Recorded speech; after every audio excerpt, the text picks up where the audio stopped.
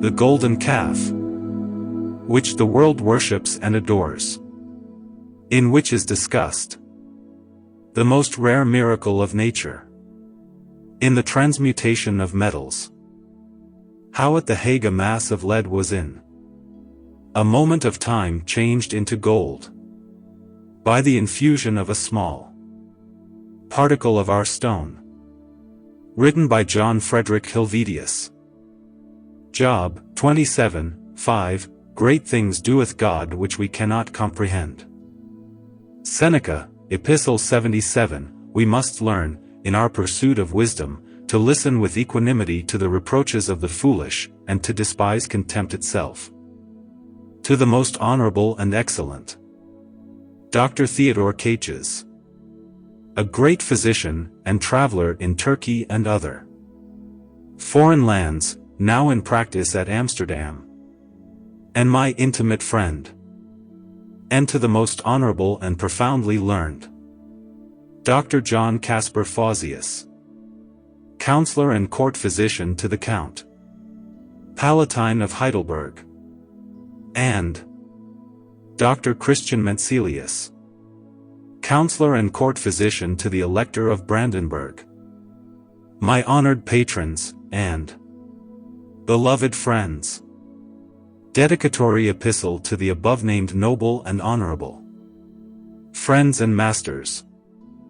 I neither can nor will withhold from my honored and beloved friends the knowledge of this spagyric art, and of the most precious and miraculous arcanum, which I have not only seen with my own eyes, but also executed with my own hands, by changing a mass of lead into solid gold, persistently resisting any test of fire, through the addition of a small particle of our transmutatory powder. It can no longer be pretended that our art does not possess the power which it claims, or that the mercury of the sages is not the great and glorious fountain of all natural marvels. This wonderful secret has, through the grace of God, been revealed to me, and as it is unworthy of man, created in the image of God, to maintain silence in regard to God's miraculous works. Like the brute beasts, I have determined to unveil this grand arcanum to you, my beloved friends. And I will now gird myself to tell you all that I know and have heard of the sayings and doings of the great artist Elias. It was not, indeed, he who revealed to me the grand secret, yet his conversation was so instructive that I cannot refrain from reporting it to you word for word. It is my earnest wish, honored friends and masters, that this book may meet with a kindly reception at your hands, and that you may derive from it both enjoyment and profit. With this hope, I remain your humble servant, John Frederick Helvetius. Chapter 1. Before I begin to write about the philosophical pygmy vanquishing the giants, my honored friends and masters, you must permit me to transcribe a passage from the works of Helvetius, Arbor Vitae. Folio 630. I cannot but believe that there is such a thing as a gold and silver making stone. At the same time, I cannot shut my eyes to the fact that hundreds of painstaking alchemists are daily being led astray by impostors or ignorant professors of the spagyric art. For this reason I shall not be astonished if, immediately upon perusing my book, multitudes of these deluded victims start up and contradict the assertion which I have made in regard to the truth of this art. One of these gentry denounces alchemy as a work of the devil, another describes it as sheer nonsense and humbug. A third admits the possibility of transmuting metals into gold, but maintains that the whole process costs more money than it is worth. But I do not wonder at these opinions. It is a hackneyed saying of human nature that we gape at those things whose purpose we do not understand, but we investigate things pleasurable to know. The sages should therefore remember the words of Seneca. You are not yet blessed, if the multitude does not laugh at you. But I do not care whether they believe or contradict my teaching about the transmutation of metals. I rest calmly satisfied in the knowledge that I have seen it with my own eyes, and performed it with my own hands. Even in our degenerate age these wonders are still possible. Even now the medicine is prepared which is worth 20 tons of gold, nay, more, for it has virtue to bestow that which all the gold of the world cannot buy, viz., health. Blessed is that physician who knows our soothing medicinal potion of mercury, the great panacea of death and disease. But God does not reveal this glorious knowledge to all men indiscriminately. And some men are so obtuse that they wonder at the activity of the simplest forces of nature, as, for instance, the attractive power which the magnet exercises upon the steel. But there is a corresponding magnetic force in gold which attracts mercury, in silver which attracts copper, and so with all other metals, minerals, stones, herbs, plants, etc. We must not be surprised at this persistent opposition to truth. The light of the sun pains the eyes of owls. As a matter of fact, we human beings take too much upon ourselves in hastily and dogmatically judging of things which we do not understand. We deny the influence of the stars upon earthly things, and by that denial only exhibit our ignorance. And what do we know of the secret forces which slumber in plants? You may know nothing of the glory of the angels, the brightness of the heavens, the transparency of the air, the limpidity of the water, the variety of colors in flowers, the hardness of stones and metals, the proportionate beauty of men and animals, the image of God in regenerate souls, the faith of believers, the rationality of the mind. And, for we may be blind and without feeling or understanding, and yet the beauty of all these things is not in the least affected by our ignorance. If we bear these considerations in mind, they ought to stop our mouths when we feel tempted to deny the possibility of such wonderful transmutatory virtue being inherent in our stone. Still, it must not be supposed that I wish to force this knowledge upon any one. God has reserved it for the worthy, and I know that it can never become known to the wicked, the irreligious, or the scornful.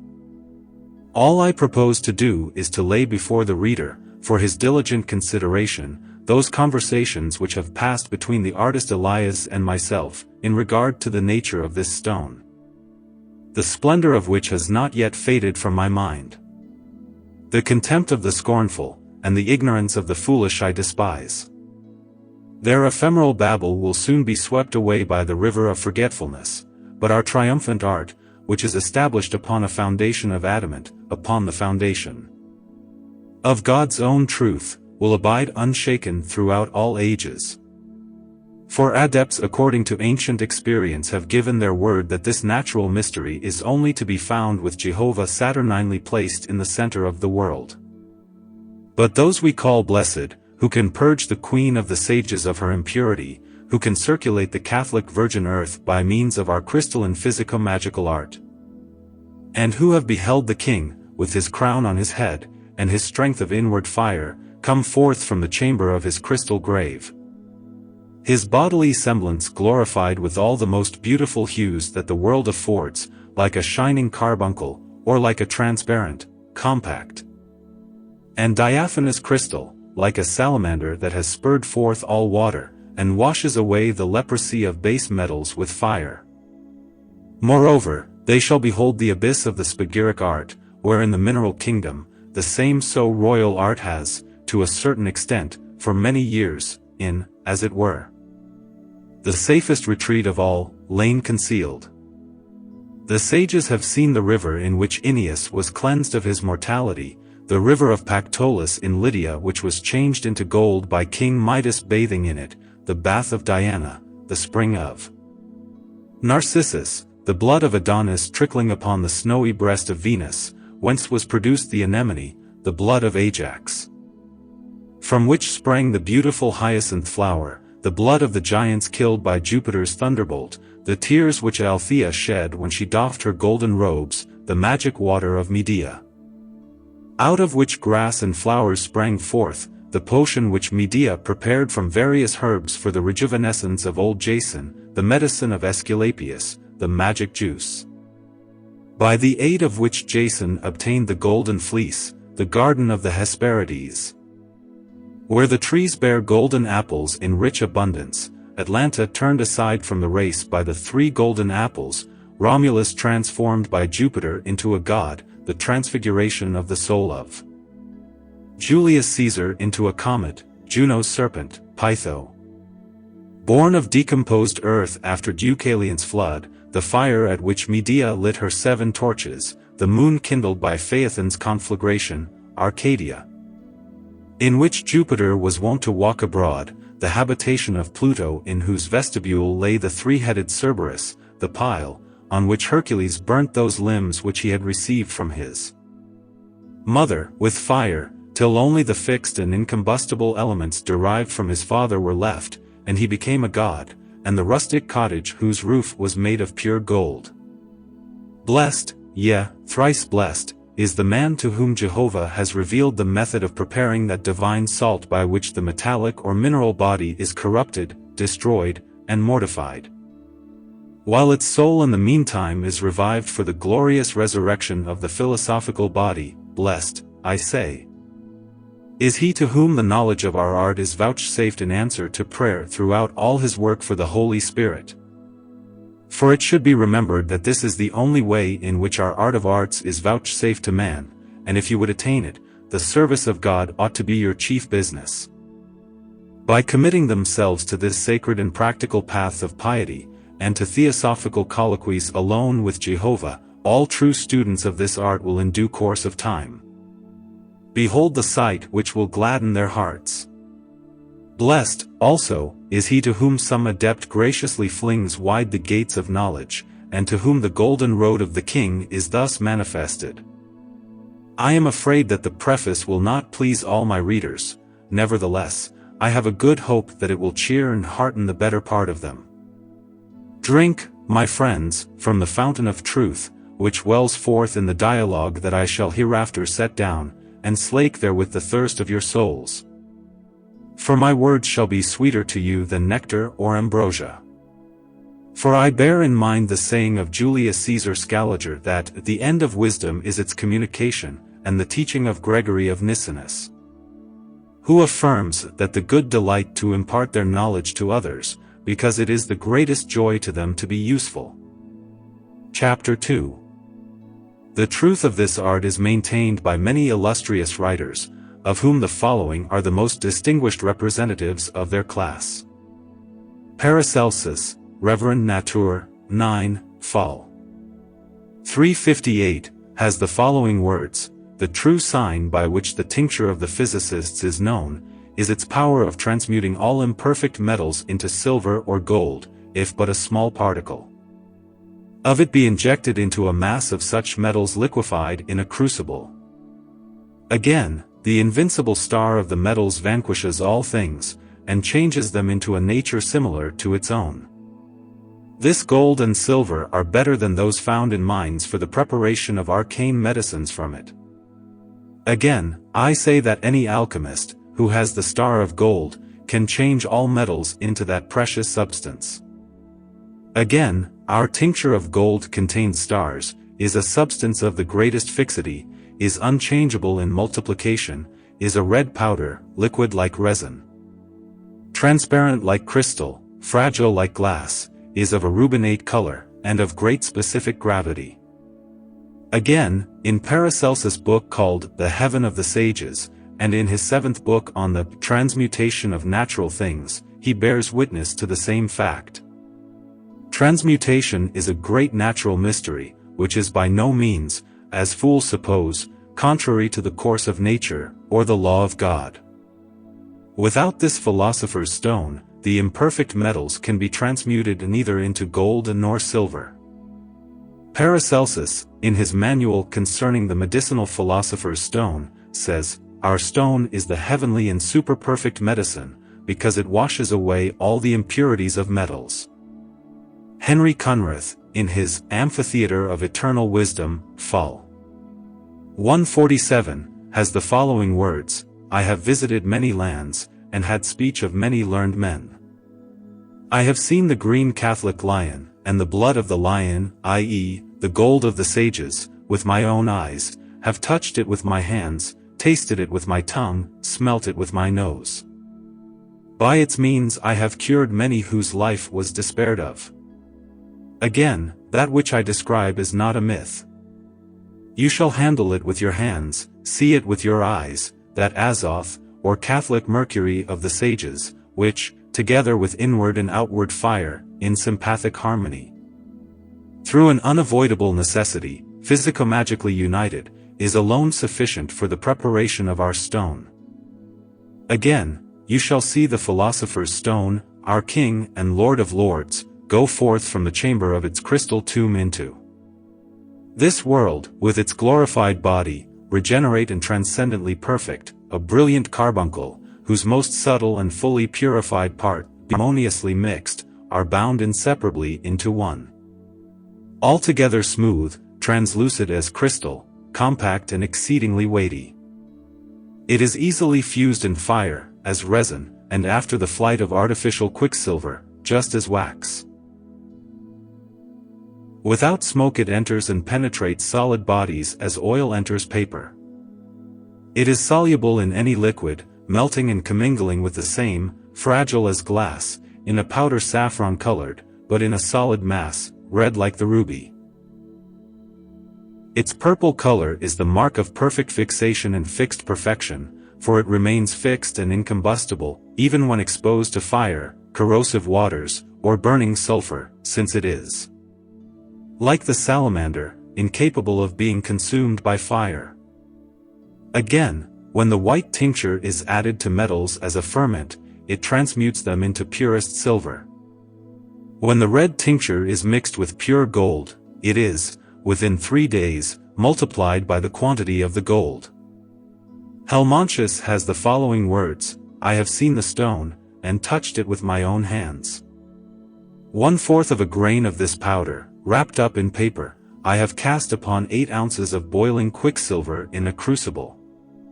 And immediately the whole mixture was congealed into a mass like yellow wax. When the fusion was completed, the crucible contained 8 ounces of purest gold. So 1 grain of our powder had transmuted into purest gold 19,186 times its own weight of quicksilver, and this process can be repeated indefinitely. The powder cleanses the metal from all impurity, and protects it from rust, decay, and fire, etc. Again, the same Helvetius says, in his Tree of Life, I am compelled to believe that there is a stone which produces gold and silver. For I have several times, with my own hands, projected 1 grain of powder upon 1,000 grains of boiling quicksilver, which was thereby, in the presence of a great multitude of spectators, immediately transformed into precious gold. He who first gave me some of this transmutatory powder, had of it at least as much as would have sufficed for the production of 200,000 pounds of gold. He gave me about 1/2 grain of the powder, with which I transmuted 9 3/4 ounces of quicksilver.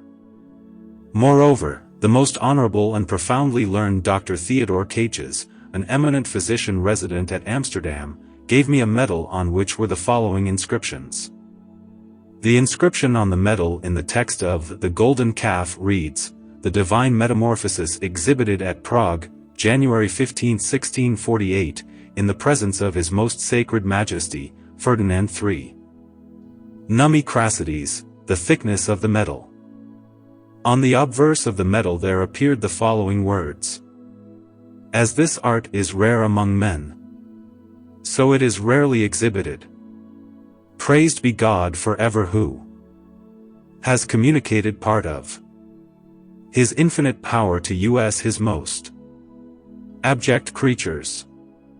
It is also said that, in 1660, Alexander effected a change of imperfect metals into gold, at Cologne, and at Hanover, etc. There are also other instances on record of such transmutations having taken place. The following is a genuine extract from a letter written by Dr. Kuffler. First I found in my own laboratory, aqua fortis, next in that of Charles de Roy, I poured it over calx of gold prepared in the ordinary way, and after the third cohobation, it sublimated with itself the tincture of gold in the neck of the retort, which I mingled with silver precipitated in the ordinary way. And I beheld that it had transmuted 1 ounce of sublimated tincture of gold in the crucible with the usual flux, and 2 ounces of precipitated silver, into 1.5 ounces of the best gold, while the third portion remained silver. The gold was white and fixed, but the remaining 2 parts were the best silver, fixed under the test of any fire. This is my experience, and I need not say that it has made me a most enthusiastic believer in alchemy. I, Helvetius, have seen this gold, without the tincture, white. Another proof of the genuineness of this art was given at The Hague, in the year 1664, when a silversmith, of the name of Grill, in the presence of many witnesses, transformed 1 pound of lead, partly into gold, and partly into silver. Grill had obtained the tincture from a certain weaver of the name of John Caspar Notner, with the injunction to use it for metals only. Grill placed it with some lead in a glass cake dish, and after about a fortnight the above change was found to have taken place. I can testify to the genuineness of this case, as Grill was personally known to me, and I saw the transmuted lead, which exhibited on its surface a most beautiful silver crystal, in the form of a star, as though prepared by most ingenious artifice with a circle. The pity was that Grill, being obstinate and crafty, would not let Notner know whether it was his spirit of salt that had effected the change.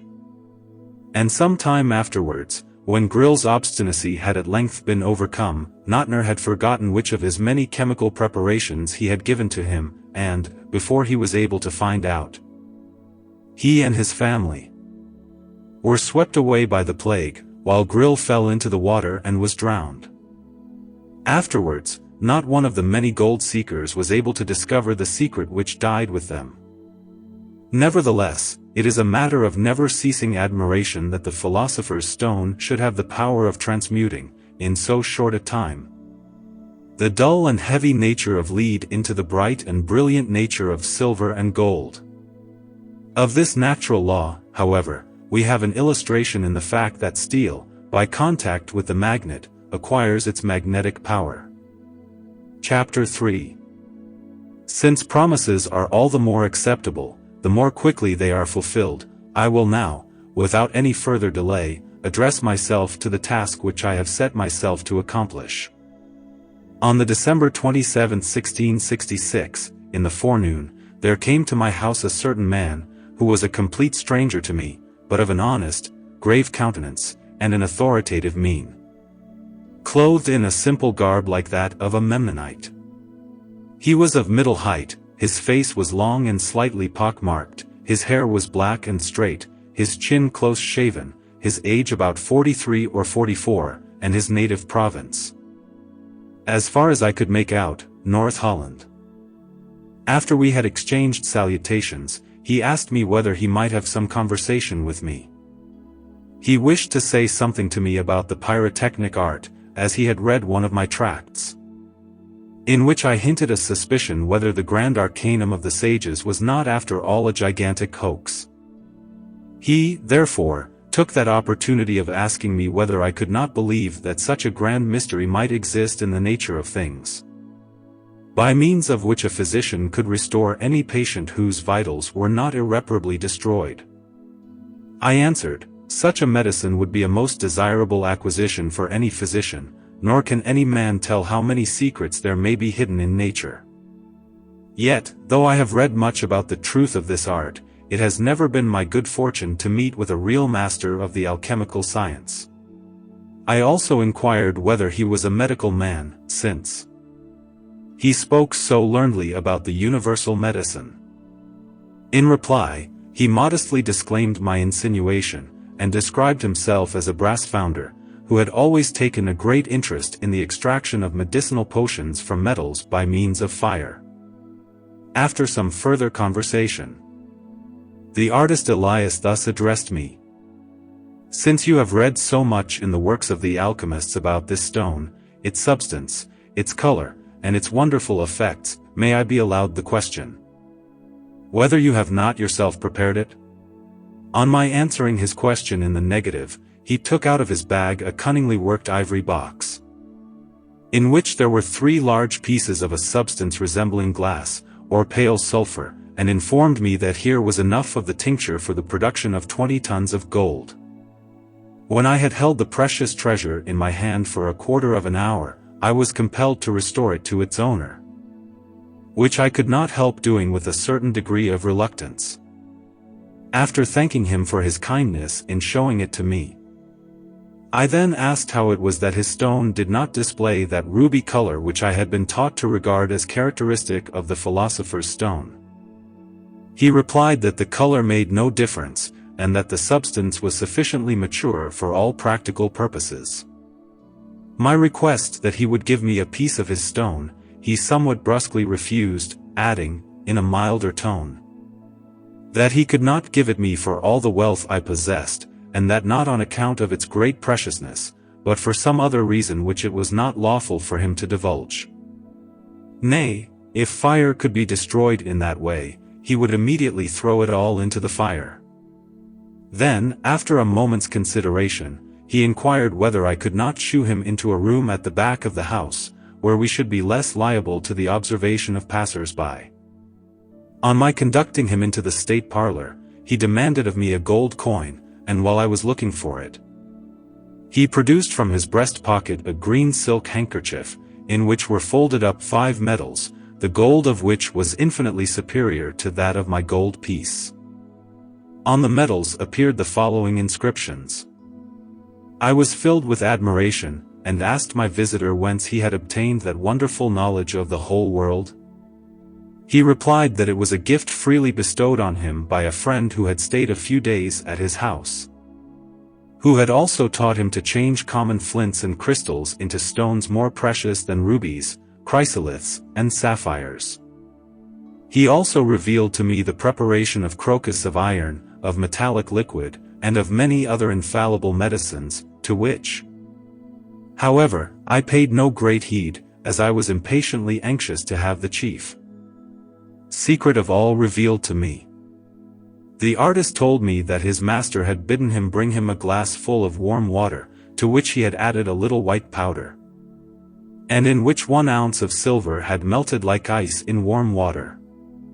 Of this draught he emptied 1/2, and gave the rest to me. Its taste resembled that of fresh milk, and its effect was most exhilarating. I asked my visitor whether the potion was a preparation of the philosopher's stone, but he answered, "You should not be so inquisitive." Then he told me that, at the bidding of the artist, he had taken down a piece of leaden water pipe, and melted the lead in a pot. Whereupon the artist had taken some sulphurous powder out of a little box on the point of a knife, and cast it into the melted lead, and that after exposing the compound for a short time to a fierce fire, he had poured forth a great mass of molten gold upon the brick floor of the kitchen.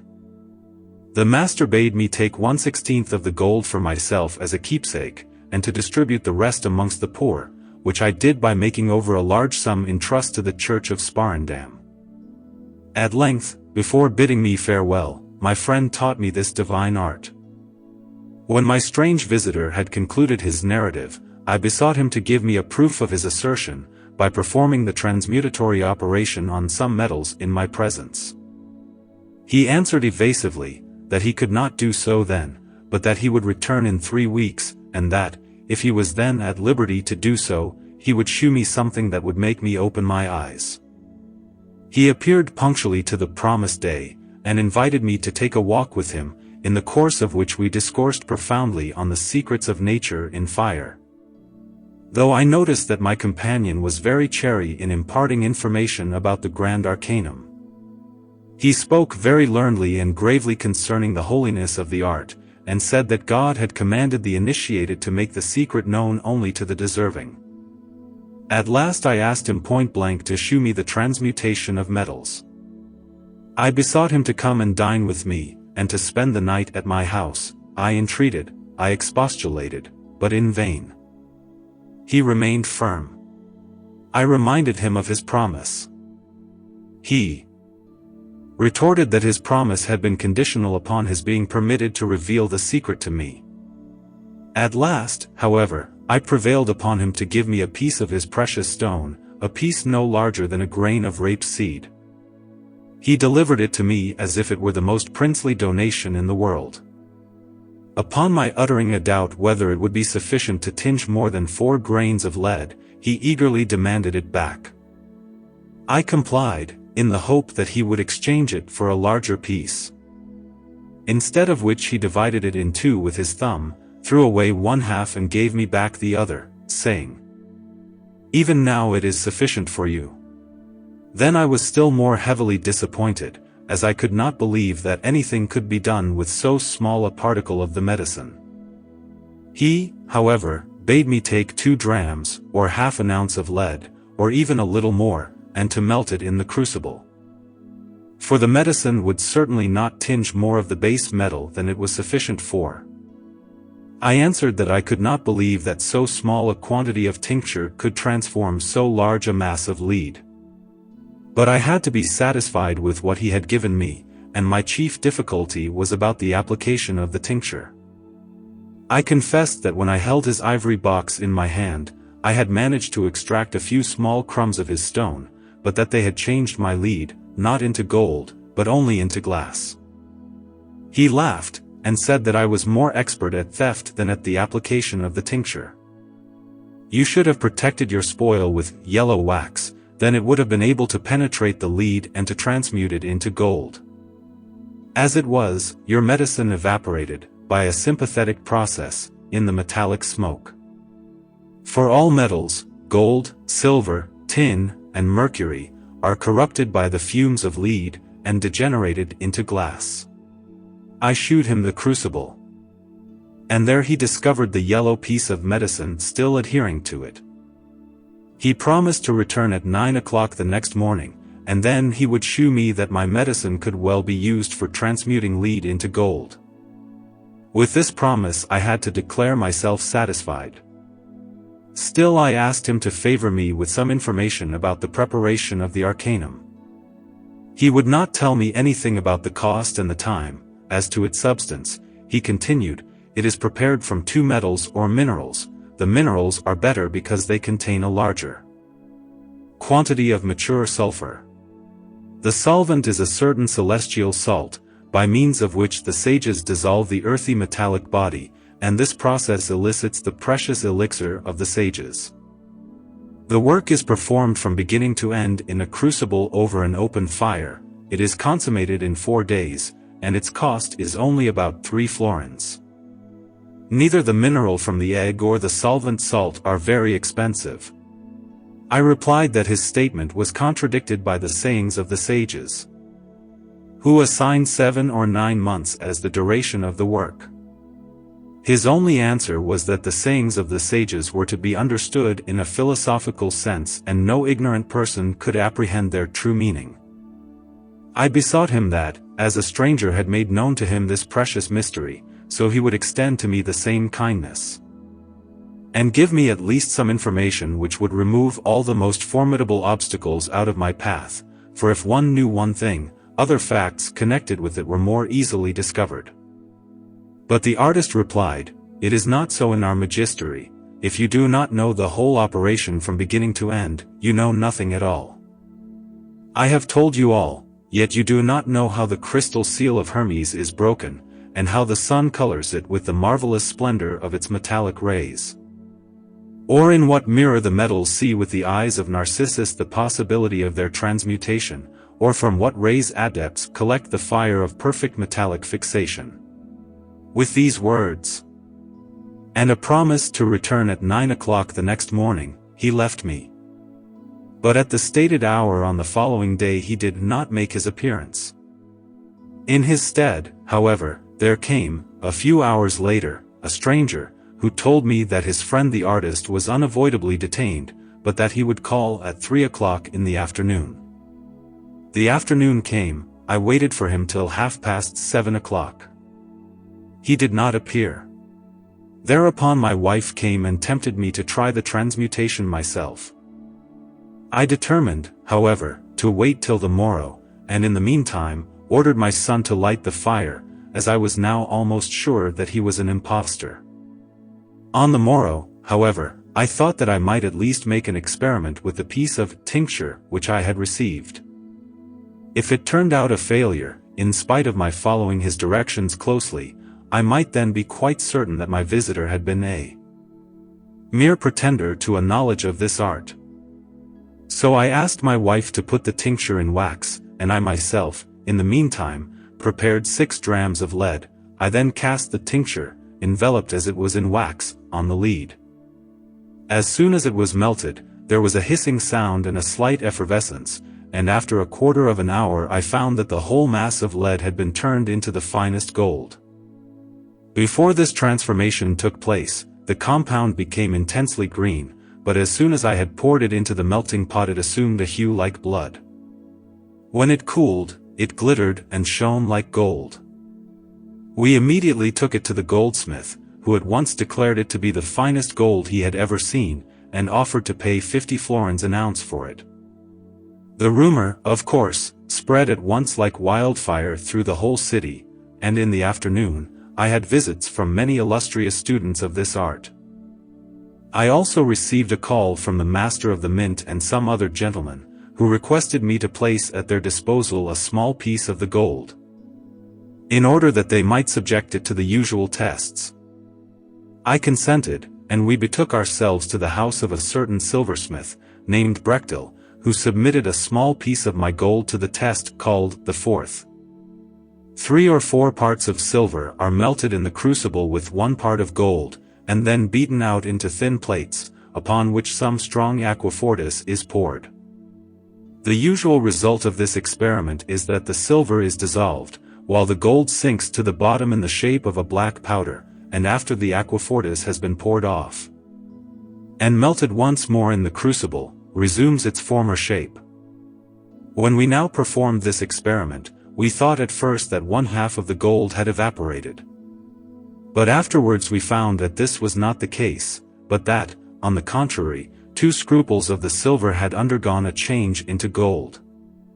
Then we tried another test, viz., that which is performed by means of a septuple of antimony. At first it seemed as if 8 grains of the gold had been lost, but afterwards, not only had 2 scruples of the silver been converted into gold, but the silver itself was greatly improved both in quality and malleability. Thrice I performed this infallible test, discovering that every dram of gold produced an increase of a scruple of gold, but the silver is excellent and extremely flexible. Thus I have unfolded to you the whole story from beginning to end. The gold I still retain in my possession, but I cannot tell you what has become of the artist Elias. Before he left me, on that last day of our friendly intercourse, he told me that he was on the point of undertaking a journey to the Holy Land.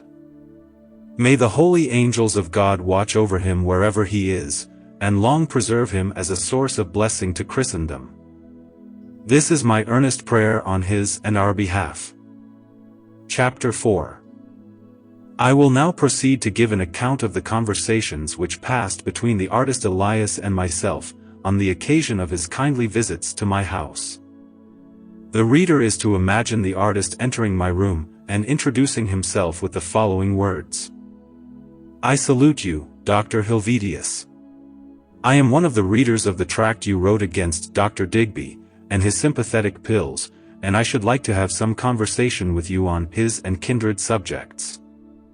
I am a close student of nature's secrets, and delight in the company of those who have a kindred aim. And, certainly, I have found as the result even of my paltry investigations, that no natural marvels are to be rashly pronounced impossible.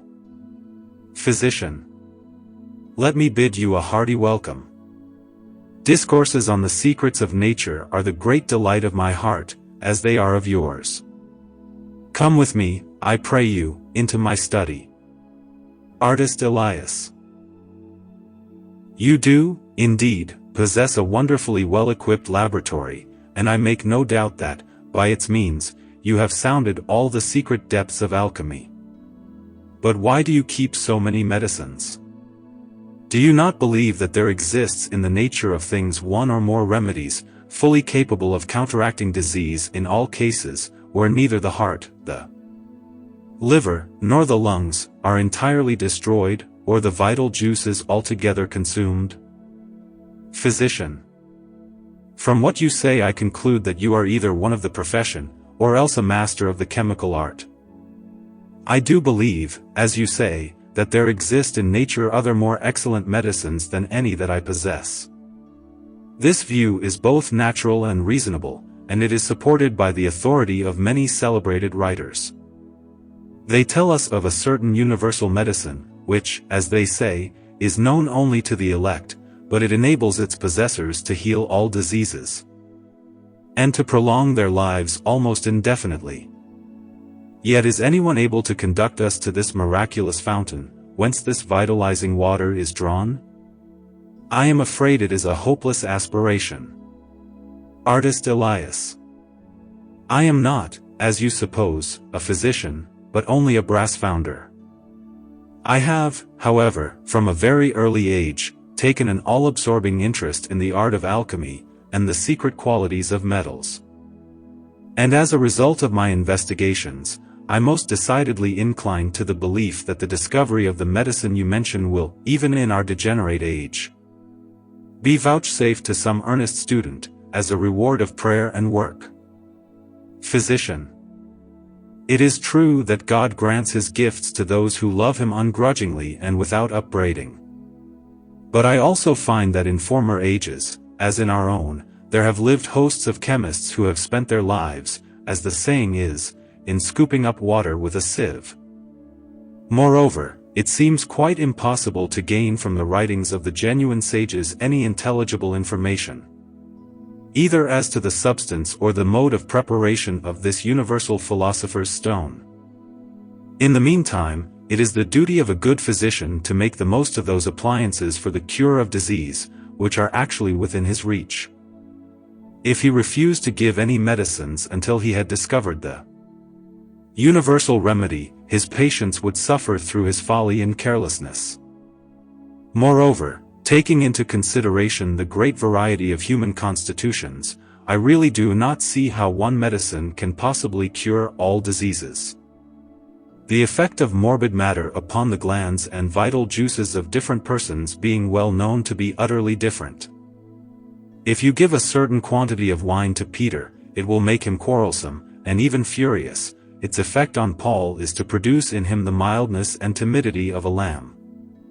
In Matthew it causes gaiety and laughter, while it makes Luke melancholy and tearful. In the same way, the morbid matter known as scorbutic poison becomes, in Peter's case, an acid, consuming the whole of the vital juices and organs, and breaking out on his hands and feet in the shape of bluish, discolored boils. The same poison in the body of Paul is changed into a bitter aperient, which shews itself on the arms and feet in the form of subcutaneous red spots, with punctures like flea bites, and, in times of plague, turns to anthrax. In the body of Matthew the poisonous fluid is of a sweetish taste, and produces on arms and legs watery tumors, like those seen in dropsical subjects. In times of plague, they turn to plague sores. In Luke's case, the humor is saltish and acrid, the swellings on his arms and legs are dry and inflammatory. And when there is infectious matter in the air, the sores become so red and malignant as to produce madness and death. It stands to reason, then, that these different symptoms require different treatment, and that no one herb or medicine could possibly suffice for such different cases. The volatile bitter salt of Cochlearia, which relieves Peter, makes Paul worse. A fixed acid salt only aggravates the symptoms of Luke, but it very often suffices to produce a complete cure in the case of Paul. In every instance we require a remedy which is different from the morbid matter already in the system, and therefore capable of counteracting it. In the face of this need of specific remedies for every particular form of disease, you must pardon a medical man if he does not quite see the possibility of an universal medicine. Artist Elias. I admit the truth of all that you say, as far as the vegetable kingdom is concerned, though very few physicians employ this method of cure. At the same time, I see no reason why there should not be in the mineral kingdom an universal medicine which combines all the virtues of the different vegetable remedies you have named. I acknowledge that this gift of grace is bestowed only on a few persons, but the truth of the alchemistic art is too strongly supported to admit of any doubt. Physician. I have by no means exhausted the list of objections which may with reason be urged against the existence of this universal medicine. But how can the same remedy be equally suited to the case of a man or a woman, a delicate and a robust person, the initiatory or the final stage of a disease, a chronic or an acute affection? Artist Elias. Your arguments against the universal medicine are very learned and orthodox, and I am not disinclined to allow to them some importance. At the same time, you will admit that "many men, many minds" is a saying of some weight, and those who know anything by experience are the best qualified to speak about it. The sweetest music does not delight all hearers, the best story appears dull to some readers. Some like one kind of food or wine and some another, and so there are as many different verdicts about this universal medicine as there are judges. But only he who is acquainted with its properties has a right to deliver an authoritative opinion. Now, it is quite true that in your common, tinkering medicinal art, which seeks to counteract only the separate symptoms or manifestations of disease, there is no room for an universal medicine. But the true physician knows that all disease is simply a depression of the vital spirits, and that whatever strengthens vitality will cut off the possibility of disease at the very source, expelling the humors which each produce their own peculiar malady. And I maintain that our universal medicine is a remedy of this radical kind. It gently promotes and quickens the movement of the vital spirits, and thus, by renewing the source of life, renovates and quickens the whole frame, infusing new vitality and strength into every part. For this reason adepts call it the great mystery of nature, and the preventive of old age and disease. By its aid any man may live the full term of days naturally allotted to him, and need have no fear of contagion, even when the plague, or some other malignant epidemic, is striking down hundreds of his neighbors. Physician. If I take your meaning, this remedy does not set itself merely to correct depraved humors, but directly restores the vital spirits themselves. And it cannot prolong existence beyond the span of life originally allotted to each man by the Creator, though it does prevent his being cut off prematurely by weakness or disease. All this sounds very reasonable. But there is another question I should like to ask. Does this medicine change a man's temperament, so as to convert a phlegmatic person into one of a sanguine character, or a melancholy person into a gay and jovial boon companion? Artist Elias. Certainly not. It is impossible for any medicine of any kind to alter the nature of a man, just as wine does not produce a change in a man, but only brings out his true character. The effect of the universal medicine is of a corresponding kind. It is like the warmth of the sun, which does not change or even modify the shapes, colors, and scents of the different flowers, but only fully develops all that is in them by means of its genial influence. If our universal medicine possessed the property of prolonging the life of man beyond the term assigned to each individual by divine foreknowledge, no doubt sages like Hermes Trismegistus, Paracelsus, Raymond Lullius, Count Bernhard, and many other genuine possessors of this great mystery, would be still with us in the land of the living. It would be folly and madness to suppose that any medicine in the whole world can do more than protect a man against being cut off prematurely, i.e., before his appointed time. Physician. All that you have said about the operation of this blessed universal medicine seems both reasonable and in harmony with nature's general plan of working.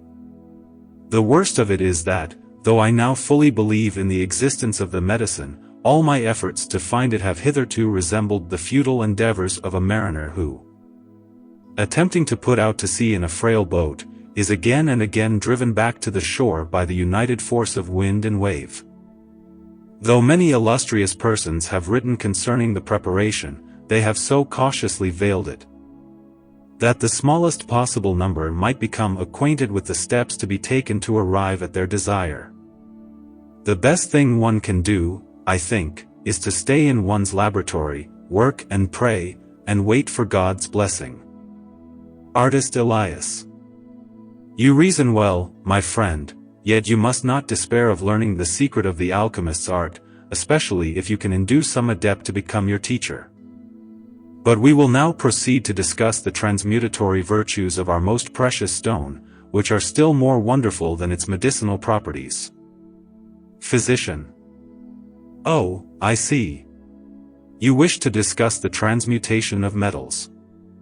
In the possibility of such transmutation, I certainly do feel constrained to believe, considering that I have heard and read of cases which admit of no manner of doubt, and in which such transmutation is attested by the most authentic and trustworthy witnesses, as having really taken place.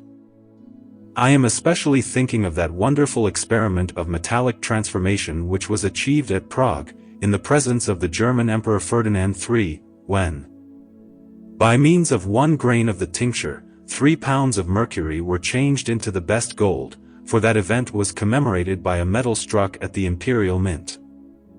But though I firmly believe in the possibility of such a transmutatory tincture, I have never in the whole course of my life come across anyone who possessed it. Artist Elias. You are quite right in what you say, albeit your belief or unbelief could not make any difference to the truth of our art, just as a magnet would go on attracting steel, and rendering it magnetic by such contact, even if you did not credit it. It is also true that hitherto our secret has been rather hidden than revealed by those who have written about it in the obscurest of language. But you can no longer feel disposed to doubt that which you see with your own eyes, and here in this box you behold a large quantity of the true substance of the sages. There. Examine it. Physician. Is this yellow, sulphureous, glassy substance really and truly the philosopher's stone? Did you prepare it yourself? Surely you are hoaxing me. Artist Elias. No, indeed, you now hold the most precious of mundane treasures in your hand, and I myself prepared it from beginning to end. If you can take me to a room where we shall be more secret, I will show you some gold obtained through its means, and having been ushered into the state parlor, he produced the 5 metals described above. These I keep in memory of my master. Physician. So you had a master from whom you learned the glorious secret. How wonderful that I should at this moment be holding the true substance in my hands. Can you not give me a small piece of it, just enough to transmute 4 grains of lead into gold, so that I may be able to test the truth of your statement? Do give me a piece, at least as large as a grain of mustard seed, and let me make the trial. It would be a great kindness. Artist Elias. I admit that a certain stranger once instructed me both as to the possibility of this art, and in its methods of procedure. But I cannot give you even a small fragment of my tincture, though you offered me this room full of ducats. Not because the substance is so precious in my eyes, but for another momentous reason which I may not reveal. Indeed, if fire could consume fire, I should at once throw the whole of this tincture on the hearth. I will, however, return to you after the lapse of 3 weeks, and shew you some beautiful experiments which will both surprise and delight Iku. If by that time I shall have obtained leave to do so, I will also satisfy your curiosity by performing in your presence a change of lead into gold. In the meantime, I bid you goodbye, and warn you not to invest too much of your substance in the pursuit of this art, as it will all turn to ashes. Physician. I am deeply obliged to you for your kindness in coming to me, and shewing me this stone, but you can hardly expect me to be satisfied with the mere sight of it. I am one of those whose souls are always athirst for knowledge. And I believe that if our first parent Adam, who lost paradise by touching the forbidden fruit, were alive at the present day, he would once more risk the happiness of his life in order to become possessed of the golden apples from the Garden of Atlas. I thank you most heartily, however, for comforting me with the prospect of your return in 3 weeks. I will endeavor to spend the interval in strict obedience to your wise and kindly counsel. But you may easily suppose that the feeling uppermost in my mind will be one of eager hope and longing for the fulfillment of your promise. I also thank you for the proof of your confidence involved in making yourself known to me as an adept of this art. If the secret which you have entrusted to my safekeeping were, by any accident, to come to the ears of a tyrannical prince or noble, would you be terrified by his threats into betraying it? Artist Elias. I have never made this secret known to anyone except to yourself and one good old man. Nor must any human being hear or see the like in future. But if any prince or king were to cast me into prison, or put me to the rack, he would not be able to extract a single syllable of direct or indirect information from me by the most cruel tortures which he could devise. Not even death itself would make me shrink from the path of duty, or become disloyal to my trust. Physician. Are there any alchemistic writers that are more easily understood than the rest, or who can at least be warranted to possess a real knowledge of those things wherein they undertake to instruct others? Artist. I do not read many of these books, but of all the writers on alchemy whose works I have studied, I have found Sendivogius, the Cosmopolitan, to be the most trustworthy. Also Basilius, in his 12 Keys. Truth has chosen the obscure style of Sendivogius for her hiding place. If you could only discover her, just as our substance is really and truly hidden and concealed in the outward bodies of all metals and minerals. Physician. Accept once more my warmest thanks for all your kindness and friendly counsel. I do indeed believe that, as you say, the essences of metals are hidden in their outward bodies, as the kernel is hidden in the nut. Every earthly body, whether animal, vegetable, or mineral, is the habitation and terrestrial abode of that celestial spirit, or influence, which is its principle of life and growth. The secret of alchemy is the destruction of the body, which enables the artist to get at, and utilize for his own purposes, the living soul. But what man is sufficient to search out this wonderful secret? Artist Elias.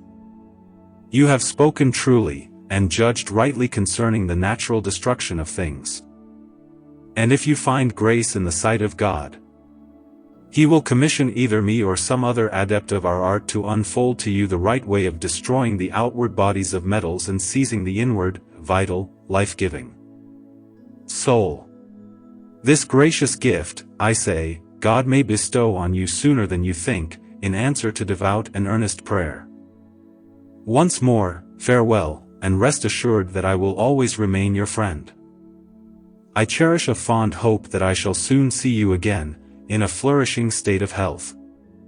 With these words he departed, and I have already told you how after 3 weeks he came back and gave me a small piece of the transmutatory tincture. But since our second parting I have neither set eyes on him, nor heard either of him or from him. He has, however, left deeply seated in my heart the conviction that through metals and out of metals purified by highly refined and spiritualized metals there may be prepared the living gold and quicksilver of the sages, which bring both metals and human bodies to perfection. If my friend had condescended to give me 1 or 2 practical hints as to the best method of proceeding in this magistery, I might have discovered the grand secret of collecting the rays of the sun and moon in their own proper womb, whereby their power of metallic transmutation by magnetic sympathy might have been brought out. Thus I might have obtained the red seed which transmutes into gold, and the white seed which transmutes into silver. For the artist Elias told me that the calyx of Sendivogius was that true mercurial metallic humor which, without the aid of any corrosive, would suffice to separate the fixed rays of the sun and moon from their body, and to render them volatile and mercurial for the dry philosophical tincture which he shewed me, and the efficacy of which I subsequently experienced. This is the same method by which metals are still being produced day by day in the bowels of the earth, and stones developed, in their different saline wombs, out of the spiritual tingent sulphureous seed.